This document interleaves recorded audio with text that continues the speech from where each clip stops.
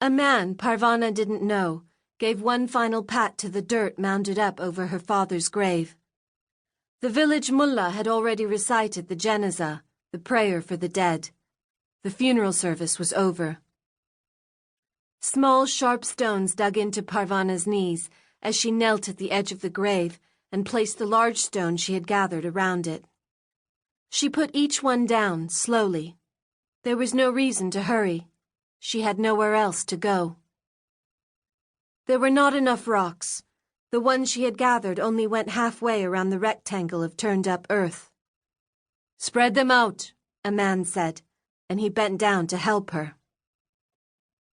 They spread out the stones, but Parvana didn't like the gaps.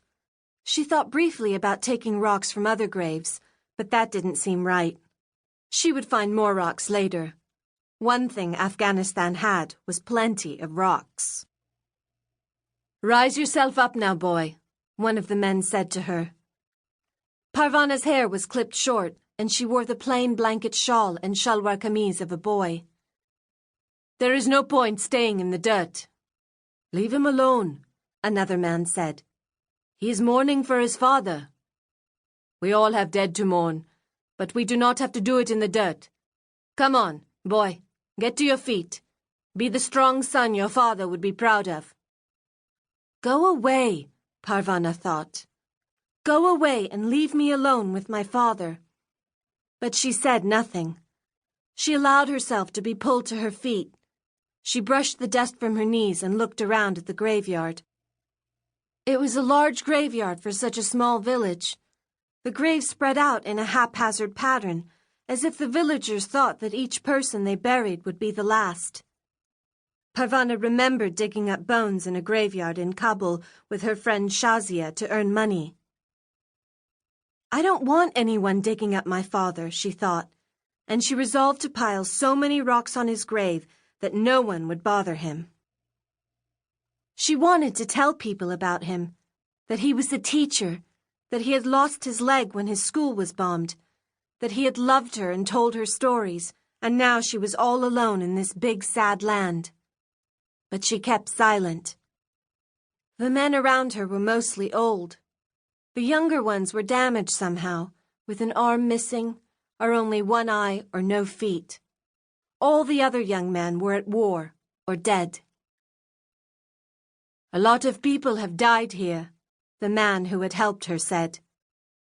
"Sometimes we are bombed by the Taliban. Sometimes we are bombed by the other side. We used to be farmers. Now we are targets."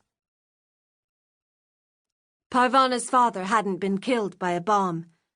He had just died. "Who are you with now, boy?" Parvana's jaw hurt as she held her face tight to keep from crying. "I'm alone," she managed to say. "You will come home with me. My wife will take care of you." There were only men at her father's graveside. The women had to stay in their homes. The Taliban didn't like women walking around on their own. But Parvana had given up trying to understand why the Taliban hated women. There were other things to think about. "Come, boy," the man urged. His voice was kind. Parvana left her father's grave and went with him. The other men followed. She could hear the scuff of their sandals on the hard, dusty ground. "What is your name?" the man asked. "Qasim," Parvana replied, giving him her boy name. She didn't think any more about whether to trust someone with the truth about herself. The truth could get her arrested or killed. It was easier and safer not to trust anyone. "We will go first to your shelter and retrieve your belongings. Then we will go to my home." The man knew where Parvana and her father had set up their lean-to. He had been one of the men who had carried her father's body to the graveyard.